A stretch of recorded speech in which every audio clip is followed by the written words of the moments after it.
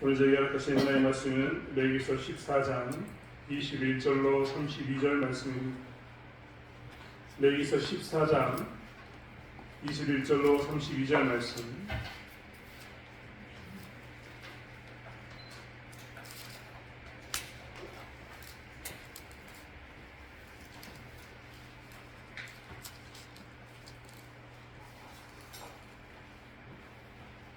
레위기서 14장 21절로 32절 말씀을 찾으셨으면 한 목소리로 함께 합독하겠습니다.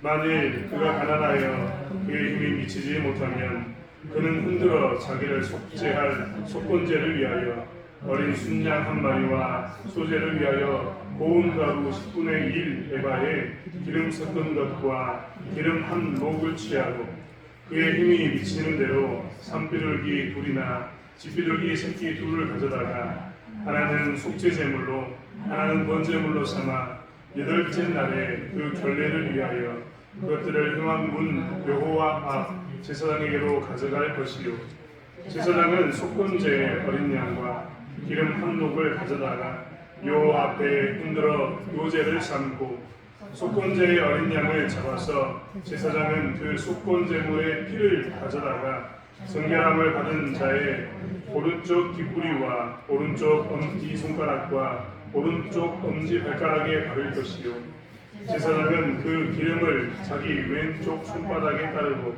오른쪽 손가락으로 왼쪽 손에 기름을 조금 찍어 여호와 앞에 7번 뿌릴 것이요 그 손의 기름은 제사장이 정결함을 받을 자의 오른쪽 뒷구리와 오른쪽 엄지 손가락과 오른쪽 엄지 발가락 곧 속건제물의 피를 바른 곳에 바를 것이며 또 그 손에 남은 기름은 제사장이 그 정결함을 받는 자의 머리에 발라 여호와 앞에서 그를 위하여 속죄할 것이며 그는 힘이 미치는 대로 산비둘기 한 마리나 집비둘기 새끼 한 마리를 드리되 곧 그의 힘이 미치는 대로 한 마리는 속죄제로 한 마리는 소제와 함께 번제로 드릴 것이요 제사장은 정결함을 받은 자를 위하여 여호와 앞에 속죄할지니 나병 환자로서 그 성결 예식에 그의 힘이 미치지 못한 자의 규례가 그러하니라. 아멘. 날씨가 굉장히 좋습니다. 더울 때 이렇게 건강관리 잘 하시고 또 등번기 때 보고 분주하겠지만 정말 쉼을 잘 가지시기 위해서 건강을 잘 지켜나가는 이 시간 갖도록 합니다. 뉴스에 보니까 열대야가 와가지고 열대야가 아니죠.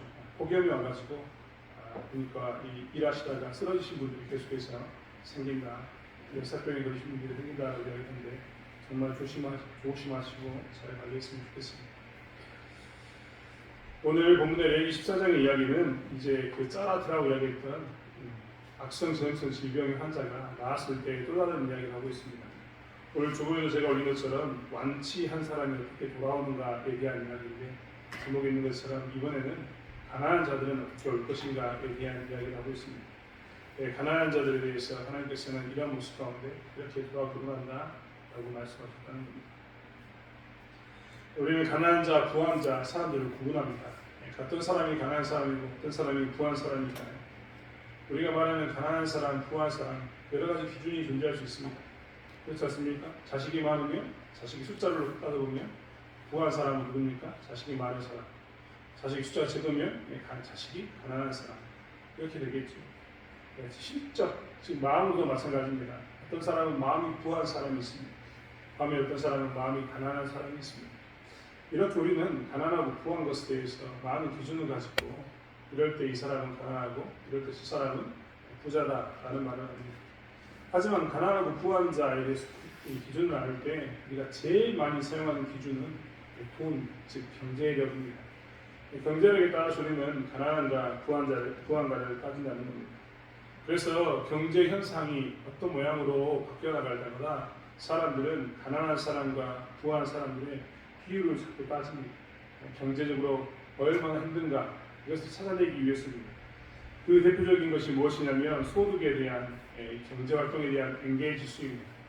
말이 엔게이지수 어려운 말이지만요. 내가 한 달에 돈을 100만 원 벌었는데 밥값으로 100만 원이 나간다. 우리 집은 밥값으로 100만 원이 나간다. 이러면 엔게이지 수가 거의 제로에 가깝습니다. 반면에 어떤 집은 한 달에 밥값이 100만 원이 나가는데 월급으로 500만 원을 법니다. 그러면 그 집은 어떻게 될까요? 400만 원을 저축할 수 있는 겁니다. 그러면 그것에 쓰는 엔게이지 수가 괜찮은 겁니다. 그래서 사람들은요, 이런 내가 버는 돈에 대해서 음식값이, 생활비가 얼마나 들어가는가를 따져서 기준을 삼습니다. 그래서 가난한 사람일수록 돈을 버는 족족 다 어디로 들어갈까요?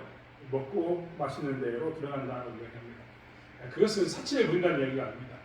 술을 먹거나 여행을 하거나 이런 이야기를 한다는 게 아니라 그저 최소한의 삶을 위해서 먹고 살기 위해서 그가 식료품을 사고 생필품을 사는데 거기에 들어간 돈이 그렇게 많다고 얘기하는 겁니다. 이런 경우 중요하겠습니까? 중요한 것은 이렇게 가난한 자와 부한 자를 돈을 가지고 구분하게 된다는 겁니다. 이것만 있습니까? 우리가 더 경제적인 것을 가지고 가난한 사람, 부한 사람 나눌 때요. 그러니까 누가 더 부한 사람입니까? 라고 이야기할 때 보통 건물주라고 이야기합니다. 건물 하나 가지고 있으면 이 사람은 부자다라고 이야기하는 거죠. 저 사람 집이 없는 사람은 집 있는 사람이 부자입니다. 그렇지 않습니까? 여기 다 집이 한 채씩 가지고 계시죠? 다 저보다 부자입니다. 하지만 세상은 그렇게 이야기하지 않습니다. 부동산에 대해서도 오분위라는 것을 가지고 이야기합니다. 부동산 가격에 대해서 5등급으로 나누어서 내가 집을 샀을 때와 지금 시간이 지나서 집 값을 비교해가지고 어느 집안이 더 집값이 많이 올랐는가 이런 것을 비교합니다. 그렇지 않습니까? 여러분 한번 생각해 보세요. 작은 평수, 작은 돈 혹은 지방에 집을 산 사람이 시간이 지나면 집값이 올라갈까요? 아니면 서울에서 혹은 큰 집을 사는 사람이, 큰 땅을 가지고 있는 사람이 시간이 나면 땅값이 올라가게 될까요? 그냥 보통 통상적으로 큰 집을 가지고 있고 도시에 있는 집이 훨씬 더 비싸집니다.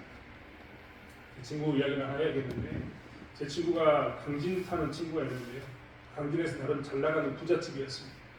1970년대에 그가 살고 있던 집이 이제 강진 군에서 사업을 한다라고 보상을 주면서 땅을 팔아내가지고 강제로 가져갔습니다. 근데 땅 규모가 너무 커가지고 친구 아버님이 이제 이 돈을 가지고 고민하게 된 거죠. 이 땅을 가지고 어떻게 할까? 이 돈을 가지고 어떻게 할까라고 생각하다가 일본 안이 뭐였냐면 저 옆에 있는 강진에서 좀 외곽에 있는 큰 땅, 넓은 산이 있는 진짜 지금도 너무나 좋은 땅이거든요. 그 땅을 산다. 일본에서. 이번이 뭐였냐면 자기 동생이 서울에서 일하고 있었는데 자기 동생이 추천한 땅을 산다 이랬습니다. 근데 자기 동생이 서울에다 땅을 물어보니까 자갈밭인데 그냥 사면 괜찮을 것 같아요 형님 하고 이야기했는데 아무리 봐도 자갈밭하고 저기 있는 좋은 땅하고 비교해보니까 뭐가 좋습니까? 좋은 땅이 훨씬 좋죠. 나중에 제 친구가 이야기한 게 그 자갈땅이 어디 있냐면 여의도였답니다. 이게 지금 서울 사람들의 지위를 본 사람들인데 여의도에 그 땅을 샀으면 제 친구가 지금도 그 이야기합니다. 만약에 우리 아버지가 그때 여의도에 그 땅을 샀으면 지금쯤 내가 이렇게 고생 안 한다. 그렇게 이야기합니다. 이런 것을 따지는 게 뭐냐면 부자의 이런 가치를 따지는 이 5분이라는 게 이런 겁니다. 나중에 그 땅을 사놓으면 더 많은 부자가 됩니다. 그래서 그렇게 돈을 많이 버는 사람을 뭐라고 얘기하냐면 부한 사람. 그리고 그렇게 돈을 시간이 지나도 집 한 채를 가지고 있는데 집값이 안 오르는 사람? 이런 사람 뭐 한다고요? 가난한 사람. 이렇게 표현하는 겁니다. 중요한 것은 뭐냐면 부한 자, 가난한 자가 중요한 게 아니라 우리는 이렇게 시간이 날 때마다 부한 자, 가난한 자를 나누게 되고 부한 사람에게 가난한 사람에게 대한 시각을 갖게 된다는 겁니다. 대부분 다 부한 사람들에 대해서 우리가 엄하게 세금을 좀 더 많이 내라, 책임을 져라 했던 이유는 무엇이냐면 부한 사람들이 가진 것이 많기 때문에 그 사람들의 것을 좀 나누어서 자기들은 물론 그것도 지혜라고 이야기하는데 돈을 적게 들였는데 나중에 땅값이 많이 올라가서 부자가 됐으면 그것을 좀 나누자라는 의미가 듭니다. 물론 반대하는 사람도 있고 찬성하는 사람도 있어서 여기서 뭐라 말할 수는 없지만 의미는 분명합니다. 보통 사람들은 다 그만큼만 돈을 벌었는데 당신은 다른 사람들의 돈이 쭉 올라갔으니까 그걸 좀 많이 내자. 그래서 좀 나누자. 왜요? 사회가 양극화되면 불평등화되면 결국은 어떻게 되냐면 서로 약탈하고 사회가 불안정해서 죽이는 그런 사회를 만들기 때문에 그렇습니다. 1960년대, 70년대에는 미국이 이민자들의 천국이었습니다. 그렇게 좋은 땅이 없다라고 사람들이 이야기했습니다. 하지만 지금 미국은 이민자들의 천국인가? 라고 이야기하면 그렇지 않습니다. 엊그제도 뉴스에 나왔는데 떼강도가 호수방에 들어가지고 한 열댓 명이 거의 한 20명 가까이 사람이 애들이 들어가지고 다 깨가지고 20명이 한꺼번에 금은방을 털어서 도망가는 장면이 나왔습니다. 네, 그런 것이 무슨 천국이겠습니까? 어떻게 보면 지옥이지도 모르는 그런 시대가 됐습니다. 양극화는 이런 일을 만들기 때문에 부한 사람과 가난한 사람을 서로 어떻게 하자고요? 좀 나누어서 우리가 좀 서로 이렇게 너무나 극렬하게 차이나지 않게 만들자. 가난한 사람들이 못 살아가지고 헐떡이는 그런 세대를 만들지 말자. 가난한 사람들이 먹을 게 없어서 범죄자가 되지 않는 그런 사회를 만들자라는 게 그런 취지 중에 하나인 겁니다. 중요한 것은 우리가 말하는 것은 이렇게 우리는 무엇을 가지고 있다고요? 부한 사람, 가난한 사람에 대한 시각을 가지고 있다는 겁니다. 그리고 부한 사람에 대해서는 이런 태도를 가지고 있기도 하고 가난한 사람에게 대해서는 저런 태도를 가지고 있습니다. 여러분 한번 생각해 볼까요? 우리가 만약에 교회에 나오는데 수많은 제사가 존재하고 있습니다.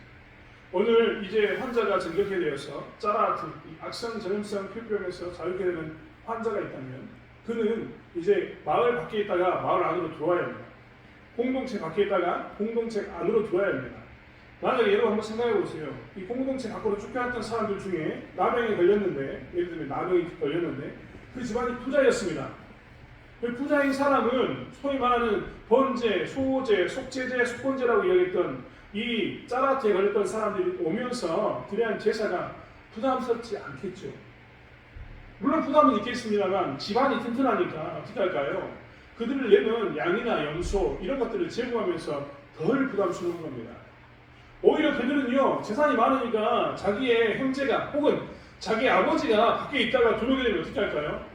이 돈 이거 뭐 하면서 언제든지 기꺼이 내면서 어떻게 하냐면 감사한 가운데 그가 공동체 안에 이 짜라트가 나은 거에 대해서 악성 전염성 질병이 나은 거에 대해서 축하할 겁니다. 하지만요 돈이 왼수라고 돈이 없는 사람은 어땠을까요? 여러분 돈이 없는 사람은요 잘 보시면 이 짜라트라고 하는 악성 전염성 질병이 나왔습니다. 들어와야 되거든요. 근데 하나님께서는 돈 없는 사람에게 동일하게 너 번제, 소제, 속제제, 속건제 내게 똑같이 드려야 돼 라고 이야기했거든요. 이러면 이때 우리 가운데는 문제가 생깁니다. 오늘날도 마찬가지 아닙니까? 돈 있는 사람은요 엄청난 돈을 투자해가지고 자기의 질병을 고칩니다. 기꺼이 돈을 통해서 그들은 뭐랍니까? 생명을 삽니다. 그런데 가난한 사람은 어떻게 살던가요? 자기가 치료하고 싶어도 치료할 수가 없습니다. 그들은 뭐라냐면 돈이 없어서 돈을 위해서 자기의 생명을 팝니다. 이런 일이 유대인에게 없었겠냐고요. 경계 밖으로 쫓겨났던 사람들 중에 전염병에 걸렸던 사람들 중에 이제 이런 집이 속출하게 되는 겁니다. 그래서 하나님은 뭐라고 얘기하냐면 그들이 돌아올 때 번제, 소제, 속제제, 속건제를 드려야 되는데 이 가난한 사람들이 이걸 어떻게 합니까 하나님? 하는 질문에 대해서 오늘 답해 주신 겁니다. 부한 사람들은 돈이 많으니까 즐거운 가운데 받아들이겠지만 가난한 사람들은 그것도 부담스러운 겁니다. 기쁜 건 기쁜 거고 돈이 들어간 건 돈이 들어가는 겁니다. 그 부담에 대해서 성경은 이야기하고 있다는 겁니다. 오늘 특별히 짜라트에 대해서 이야기하면서 이 14장에 대해서 이 가난한 사람들 이야기를 특별히 거론을 했습니다. 물론 이 거론한 데는 다 하나님 뜻이 있기 때문에 거론을 했겠죠. 오늘 하나님께서는 이 가난한 사람들에도 뭐라고 이야기하냐면 좀 전에 말씀드렸던 것처럼 번제, 소제, 속건제, 속제제를 다 드리라고 이야기합니다.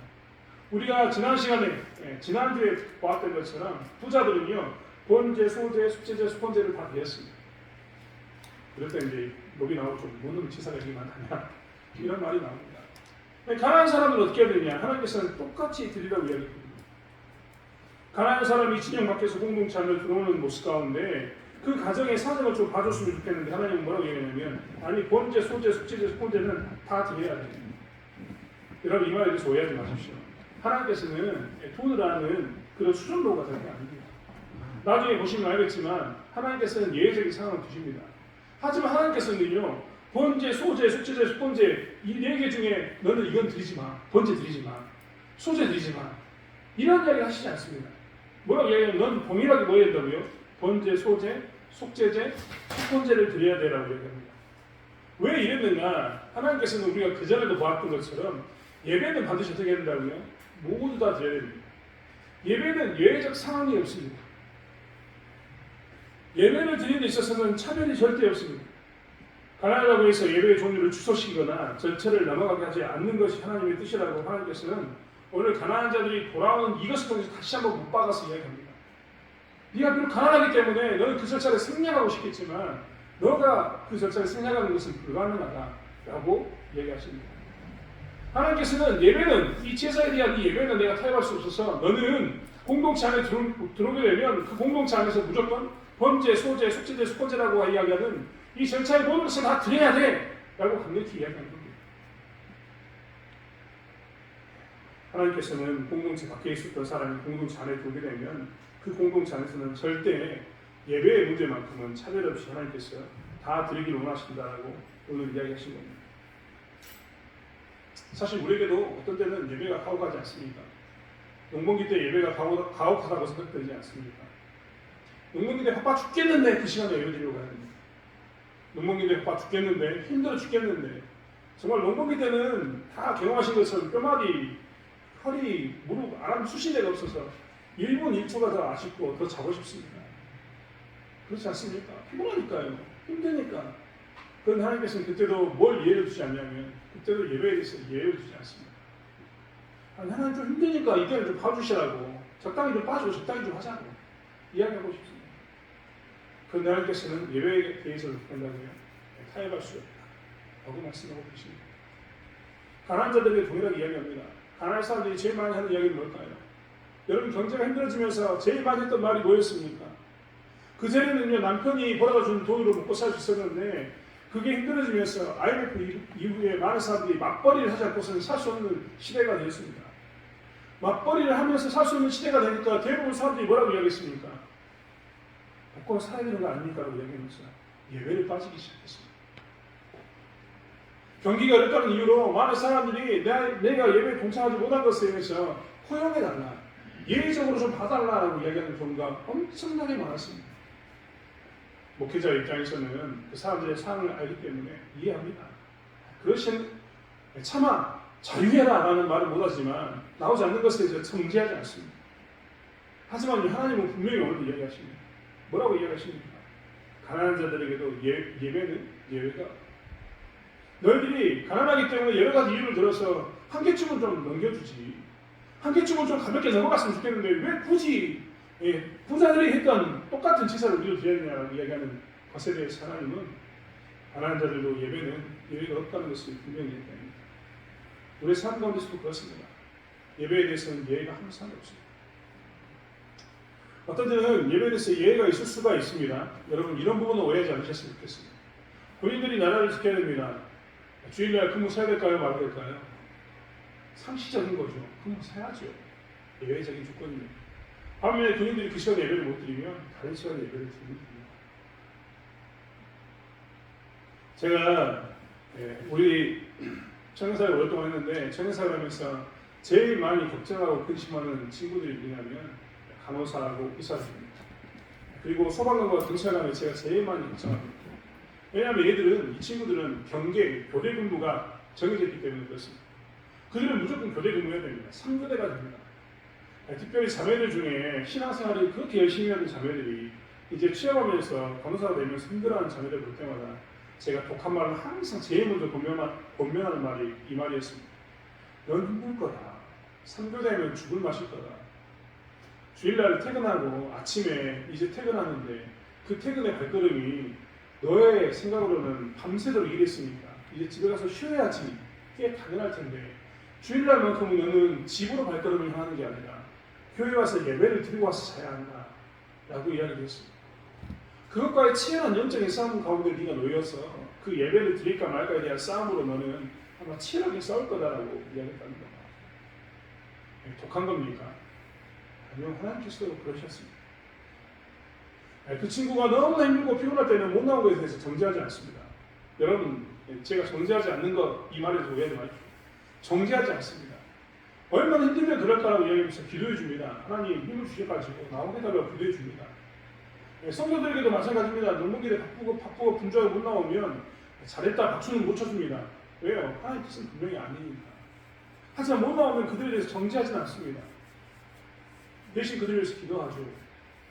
하나님 농번기 때 예수 수백 때 이들의 수고 헛되지 않게 달라고 기도합니다. 반면에 하지만 우리는 늘 기억하고 살아야 됩니다.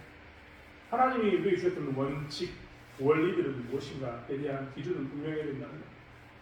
내가 아무리 바쁘고 분주해도 여러분 부득이하게 군인이 나라를 지키는 시간이거나 의사가 근무를 서야 되는 시간이거나 간호사가 근무를 써야 되는 시간이거나 경찰관이 자기의 교대 근무 시간이 되어서 출근해야 될 시간이 나면 부득이하게 어쩔 수 없습니다.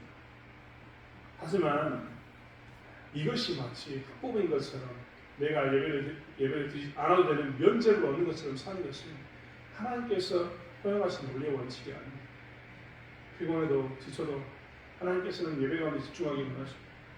그리고 오히려 예배를 통해서 새 힘을 얻고 내 삶을 점검해 가시기를 하나님께서 늘 원하신다는 거예요. 정말 좀 더 속된 말로 이야기하면 하나님께서는 우리가 하나님께 좀 더 돈 많이 버는 사람으로 존재하기를 원치 않으십니다. 하나님께서 항상 우리에게 원하시는 것은 네가 좀 더 하나님의 뜻 가운데 거룩하게 사는 자, 구분된 자의 삶을 살기를 원하시는 거지 좀 더 돈을 많이 버는 자의 삶을 원치 않고 계십니다. 하나님께서 무엇을 돈에 대해서 제가 말씀드리면서 이야기했던 이유는 오해하지 마십시오. 직장을 그렇게 하지 말라 뭐 단정짓는 그런 말이 아니라 무엇을 더 하나님께서 원하십니까? 하나님께서는 그런 분주한 가운데도 드리는 그 예배, 빠져서 드리는 예배를 강조하고 계신다는 것을 기억하면서 우리의 예배를 축소하거나 우리 예배를 넘어가거나 이해해달라고 이야기하는 이런 모습 가운데 우리가 벗어나서 하나님의 마음을 가지고 살아가는 저와 여러분이 되기를 원합니다. 하지만 하나님께서는 이런 모습 가운데 한 가지 차별 주신 게 있었습니다. 그것은 무엇이냐면 속건제에 대한 이야기입니다. 하나님께서는 번제와 소제 그리고 속죄제에 대해서는 아무 말씀하지 않으십니다. 하지만 오늘 보면은 속건제에 대해서는 이야기했습니다. 속건제를 드릴 때 오늘 이 없는 사람은 어떻게 드리는가에 대해서 이야기하는데 이 속건제에 대해서 이야기하시면서 하나님께서는 뭐라고 이야기하는가 우리 이것을 좀 살펴보아야 합니다. 사실 번제, 소제, 속죄제는 하나님께서 허용하시거든요. 다른 것을 바꿔 드려도 돼. 재물 좀 싼 것을 드려도 돼. 표현 죄송합니다. 표현이 거쳐서 좀 더 네가 만약에 소를 잡을 돈을 있으면 양을 드려도 돼. 이런 모양 가운데 있습니다. 하지만 오늘 본문을 읽으시면 하나님께서 이야기하신 것처럼 속건제만큼은 반드시 뭘로 드려야 되냐? 하나님께서 뭐로 드리라고 하셨습니까? 어린 순양으로 드리라라고 말씀하고 있습니다. 속건제는 예외가 없습니다.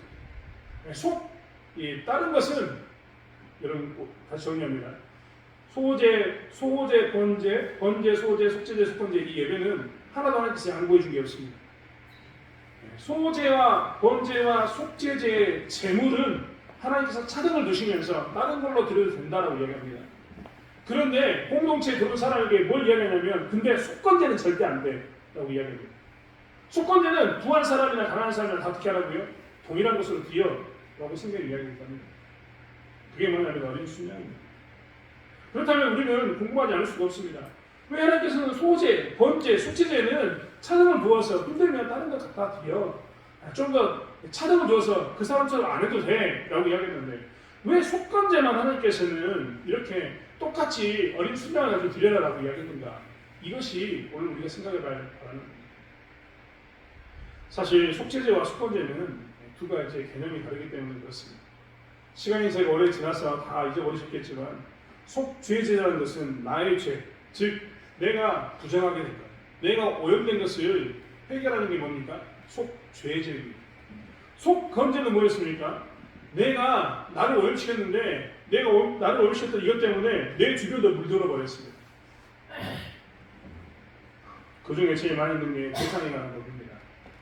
내가 남의 물건을 훔쳤습니다. 그 중에 물건 훔친 게 어떻게 됩니까? 손을 훔쳤어요. 그럼 내가 손을 훔친 거 그것으로 끝나는 게 아니라 손을 훔친 것 때문에 누구도 피해를 보는 겁니까? 주민들도 그 손을 잃어버린 사람도 피해를 보게 되는 거죠. 이럴 때 드리는 것 중에 대표적인 것이 이런 속건제였습니다. 즉 나를 넘어서 이웃을 오염시켰을 때 드리는 제사가 속건제였다는 겁니다. 그래서 속건제는 항상 뭐라고 얘기하면 하나님께서 네가 배상해야 된다. 거기에다가 속건제 드리고 난 다음에 5분의 1은 배상해야 된다. 평균적으로 그렇게 배상해야 된다고 이야기합니다. 삭개오도 그가 예수 믿고 난 후에 뭐라고 이야기합니까? 제사를 제발을 받아서 나눠줄 뿐만 아니라 내가 그동안 잘못한 사람에게 배상하겠다고 이야기하는데 그런 모습이 뭐냐면 속건제입니다. 이 속건제는 하나님께서 굳이 나누지 아니하시고 가난한 사람이나 부한 사람이나 다 어린 순양으로 드리라고 이야기하셨습니다. 그것은 무엇이냐면 아무리 가난해도 속건제만큼은 가난한 사람도 같은 것을 드려라. 속건제에는 왜 가난한 사람도 같은 것을 드려야 되냐면 공동체를 오염시켰기 때문이다.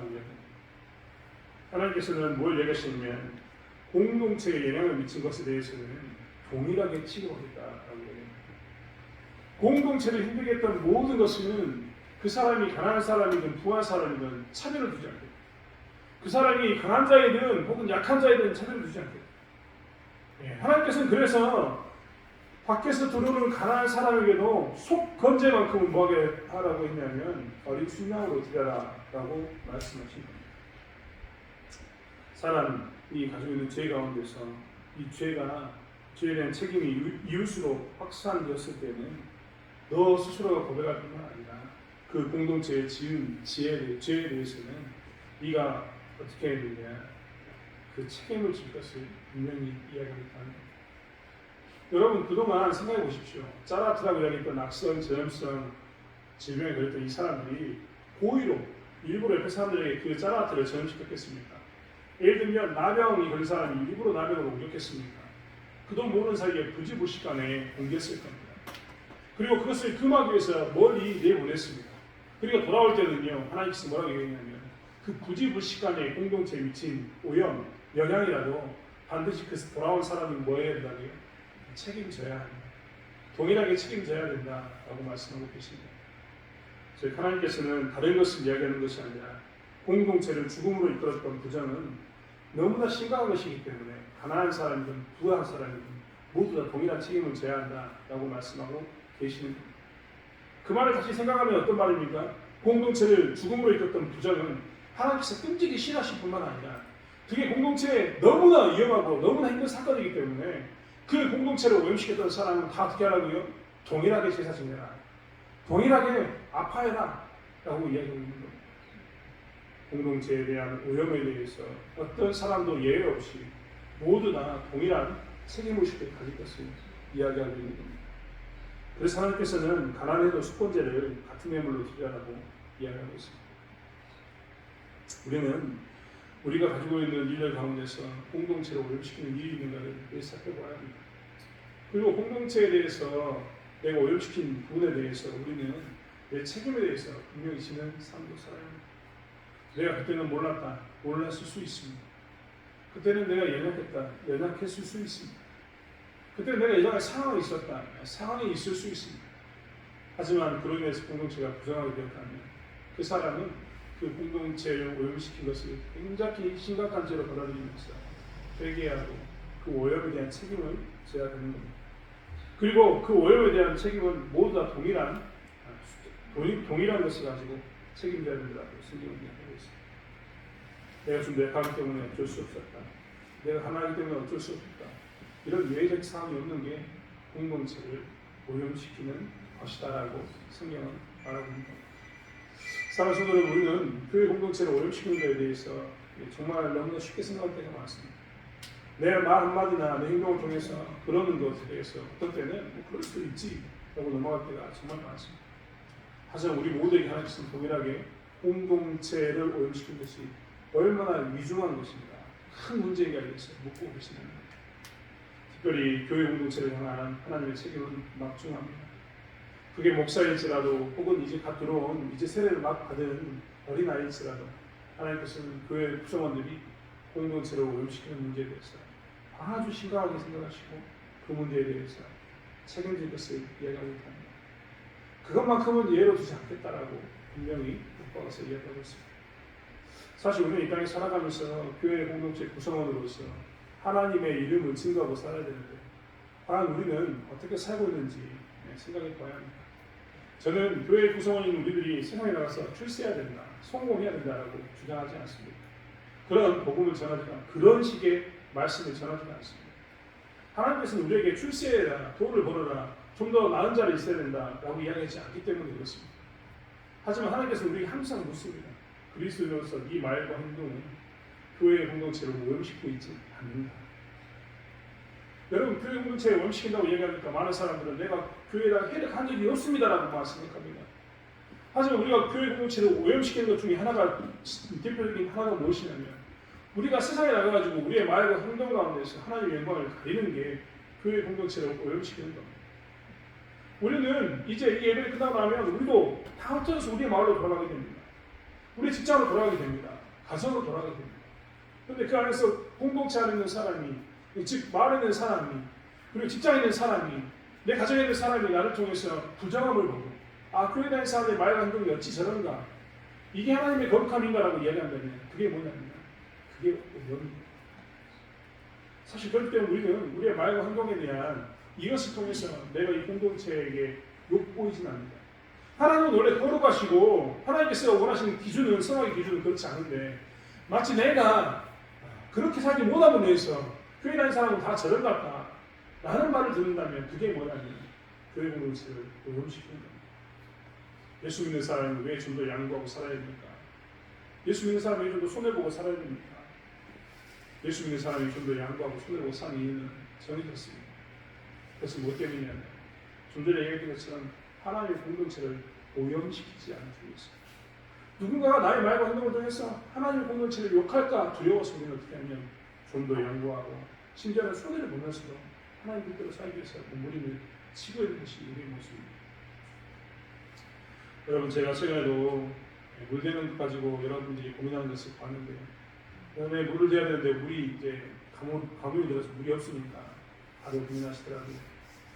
이제 지금 모내기 하신 분들은 지금 물을 받아야지 모내기 하니까 물을 받으려고 하고, 좀 전에 심었던 사람들은 지금 농약을 해야 되니까 물을 받아서 농약을 해야 된다 라고 이야기하더라고요. 그래서 다들 물밖에 정신이 없습니다.